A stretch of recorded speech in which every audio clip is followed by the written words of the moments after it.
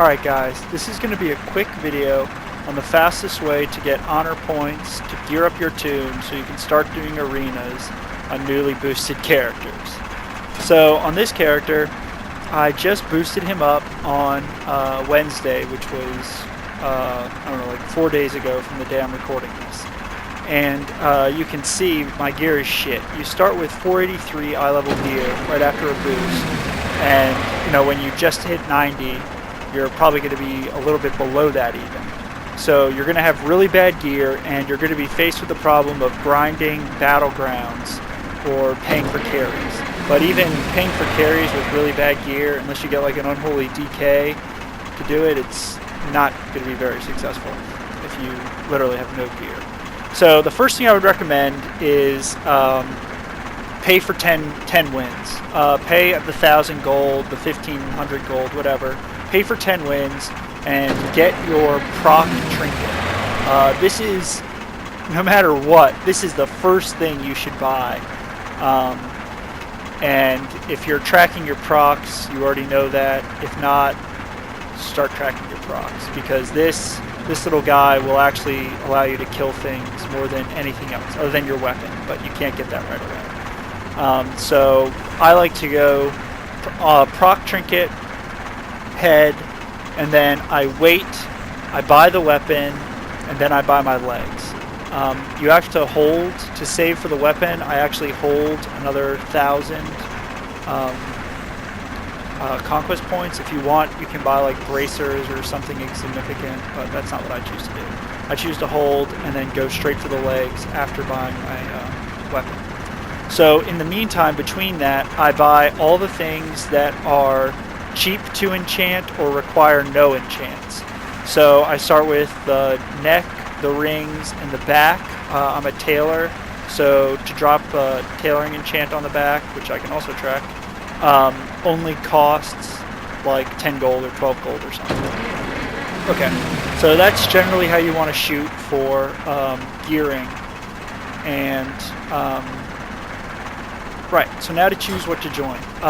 If you're Horde, you can pretty much just do random battlegrounds or your call to arms, you know, whatever. There'll be a little bit of technique involved in that, but not much. For Alliance, what I highly recommend you do is download OQ and look at the scoreboard.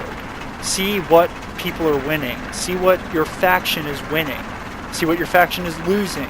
And blacklist the two that you're losing. So right now, I'm playing on an Alliance character, and looking at the scoreboard, I can see that Strand of Ancients and Silver Shard Mines are where Alliance are performing the worst right now.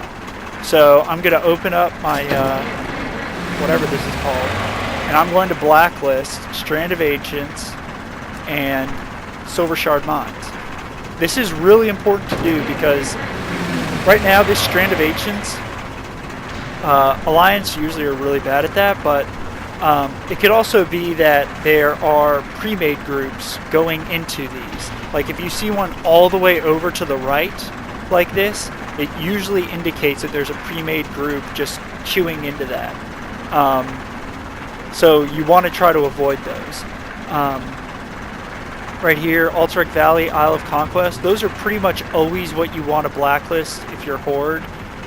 Maybe there'll be some time when there's like a pre-made group doing like Twin Peaks or something, Katmogu, but pretty much always for Horde, it's a safe bet to do AV or IOC on your blacklist. For Alliance though, this changes, and it changes every hour or so. You should check this and make sure that you're blacklisting what you need to. So yeah.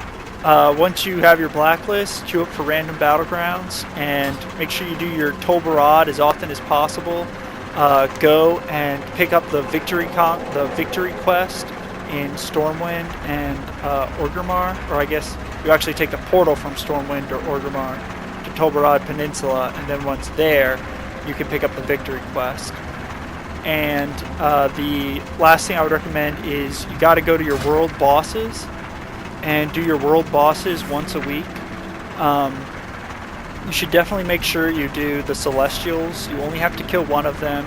You can use OQ to find a group. Let's look. Oh, well, there's no groups right now, but normally you can find one. No world boss groups either, but you can usually find them pretty quickly. If not, just, you know, head to the Timeless Isle and there'll be a group going eventually. It's well worth it. These guys drop the PvP gear, 550. If you can get a drop, you're lucky. I managed to get my PvE gloves, which kind of sucks, but it's much better than 483, so I'm equipping them, even though they get downlisted. Undasta is also worth a visit because she's 522, and you know, again, 583 makes it worth it.